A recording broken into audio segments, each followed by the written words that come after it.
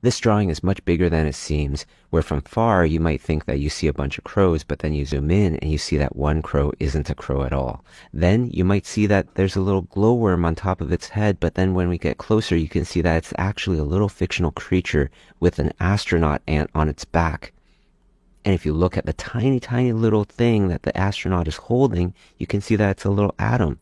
But what's a tiny, tiny little atom to us might be bigger than the world to someone else. And if we zoom in to the electron in that atom, we can see that there's a whole other world inside that leads to an observatory, that leads to some amoebas looking out into the distance. Now, what you might not know is that if we back up out of the electron and go into the other electron, we can see that there's a world inside it as well.